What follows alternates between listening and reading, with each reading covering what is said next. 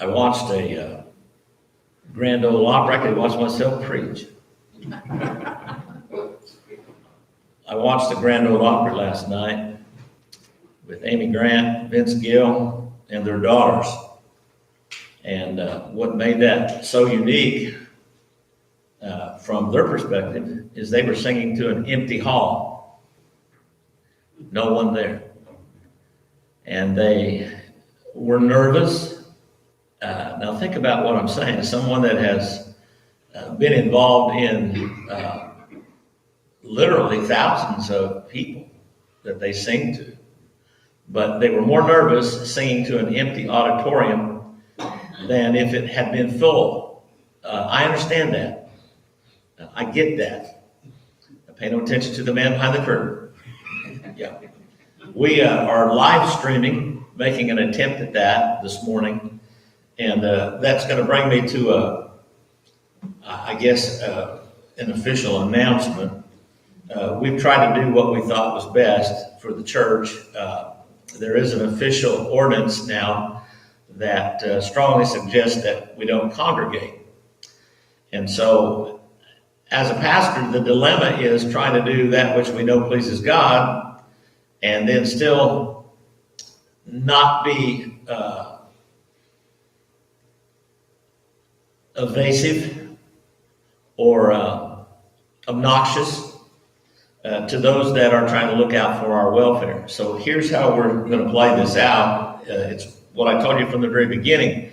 I don't want you to do anything that make you feel uncomfortable or where you don't feel safe, secure.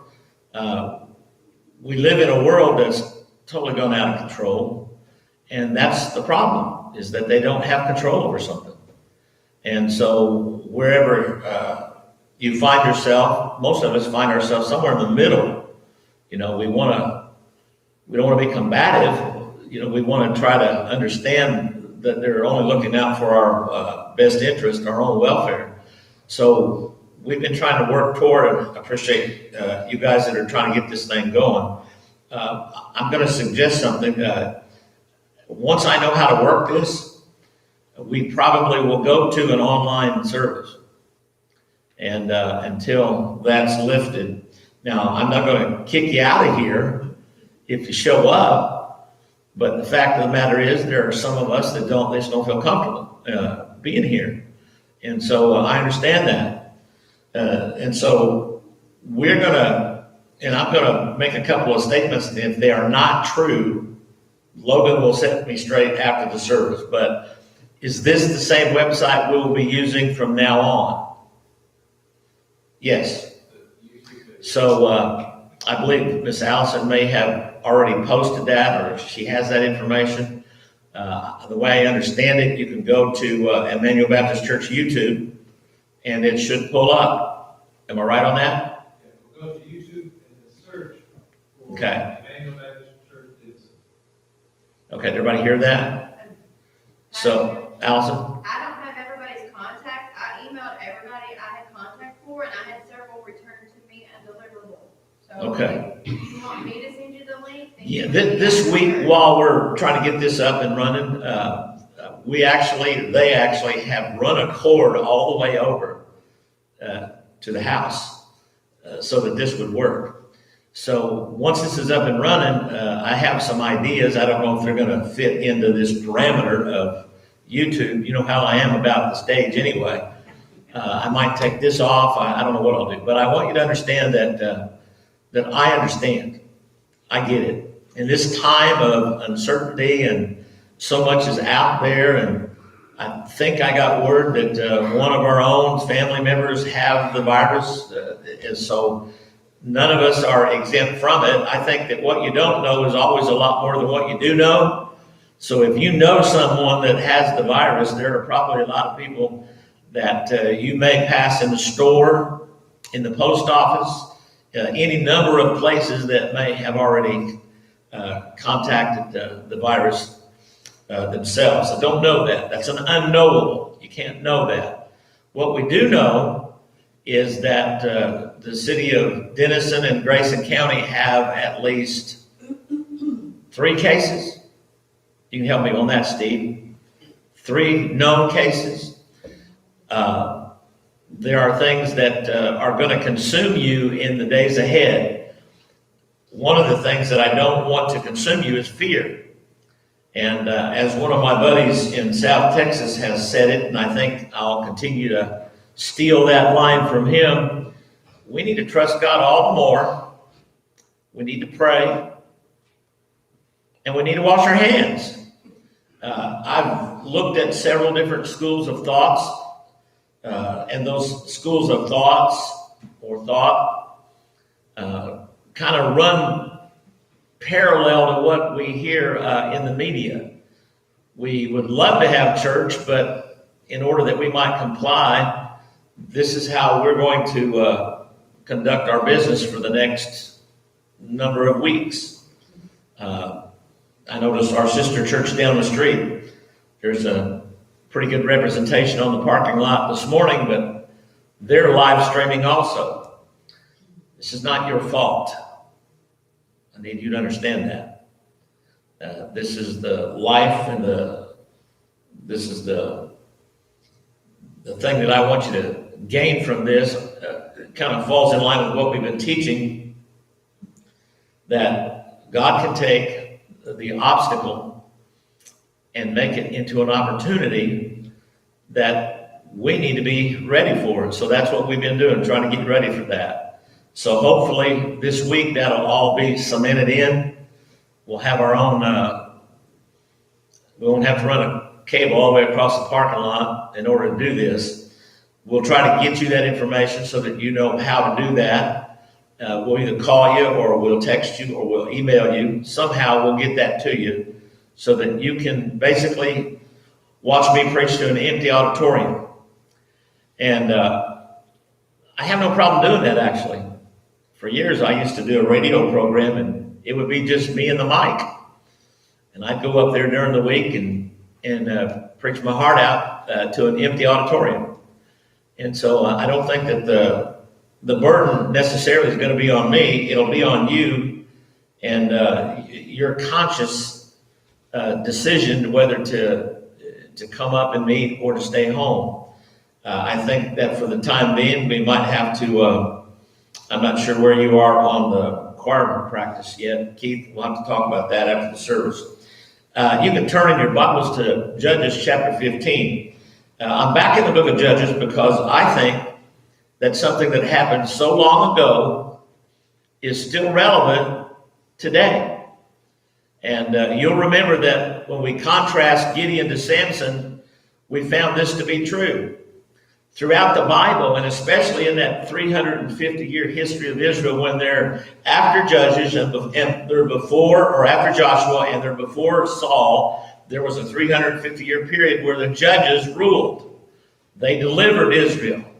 And we've already understood that the word judge doesn't mean, it's not conducive to a judge in a courtroom, but rather a deliverer, one that God used to deliver Israel.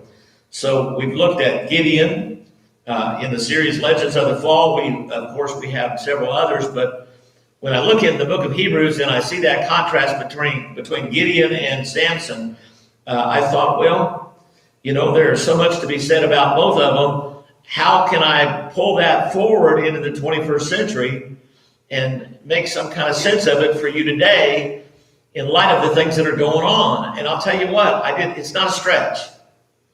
There were those three things that I call them takeaways from the life of Gideon. When we begin to look at things and see things from God's perspective, it opens up an opportunity for God to take an obstacle and turn it into an opportunity. When Gideon saw that this wasn't just a man, this was the angel of the Lord. His mind and his heart was opened up for an opportunity for God to do something. Now that's still true. And that's still true today. We can get all down in the mouth and woe is me and, play the world's smallest fiddle. But the fact of the matter is, it's an opportunity. It's a way that we might be able to get into homes that we would not otherwise reach. And I don't think that there will be people that receptive to be knocking on the door right now. And so that's what we're doing. Secondly, If judgment begins, it has to begin in the house of God. It's important that we look in our own backyard, that we look internally and we find out where we are with the Lord. And so Gideon, of course, he had to go into his his father's backyard, and he had to say, okay, Dad, you got to take the altar down. And that really isn't how that played out. He basically went and took the altar down. It was kind of an after the fact, oh yeah, by the way, I took the altar down. And I used the wood thereof to build an altar to sacrifice unto God. Joash's response, we've already found that he needed a little nudge, didn't he? He needed a little push. And not everyone received that well. I was reading an article about those that stand in the pulpit and preach in this environment. Many will not receive what we say. I already know that. There are those that are going to comment on Facebook and YouTube and probably everywhere else. The world doesn't understand this. The world doesn't get this. And I understand that too. But rather than being combative and being insensitive, I think it's important that we realize that God's still on his throne. And whenever Gideon had, I'm going to say, the integrity to deal with his own backyard, God took that small assignment and then he turned it, number 3, into a larger assignment. So I don't know, but for you and me, this might be our small assignment. We're going to have to see past ourselves. And we're going to have to look at a world that's out there that many people are still trying to reach. And so, number 3, if there is any deliverance, it's God that does the delivering. And so those 3 takeaways from the life of Gideon, they play out all the way through the Bible. And specifically in that 300-year period where there were these cycles of rebellion and idolatry, and then there was repentance, and then God would send a deliverer. In Judges chapter 15, we're looking at a fellow by the name of Samson. And he's a preacher's dream. You could spend a lifetime talking about Samson. His what ifs and what nots, and if he would have only done that, but he did this, and from that there's a lot of things that we can draw and we can learn from it. You've heard of Hacksaw Ridge. You've heard of Hamburger Hill.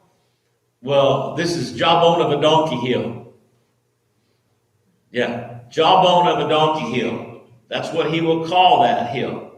He'll call it a place where he remembered God gave him victory over 1,000 Philistines. In Judges chapter 15, we're going to read a couple of verses and then make a couple of comments from there. I want to read verse 20 of chapter 14 first. You remember after Samson gave forth the riddle and those Philistines pretty well came to his wife and said, if you don't get us the answer to this riddle, we're going to burn you and your household with fire. That's a legitimate threat. And so she, for lack of better words, she kept after him. And she kept on, and finally he gave it up. And so in his anger, he went and he slew 30 Philistines in order that he might bring, he basically had made a wager, and so he brought that wager back, but it cost the death of 30 Philistines. In verse 20, we read this, but Samson's wife was given to his companion, whom he had used as his friend. I think that says a lot right there. In his absence, his father-in-law gave his wife to a companion. I've been looking and I've been trying to find out who that companion was, and nobody knows. Some people believe that he was a plant. He was, there was a show of force. His bridal party consisted, if you'll remember, it consisted of 30 Philistines that said, hey, we'll stand in for you. A lot of people believe that they were there just to kind of control Samson. And I kind of think that too. So was he a close friend? I don't know. What kind of friend could he be if he took his wife? I don't know. But I do know this. Verse 1 starts off with kind of a reconciliation. We're going to go and sit down and we're going to have dinner. And, you know, I was angry and I did some things I probably shouldn't have. I said some things I probably shouldn't have said. So let's get this all squared away. And so in verse number 1, it came to pass within a while after, a month to 3 months later. Most people figure that when they look at when he was going to be married, and it was a time of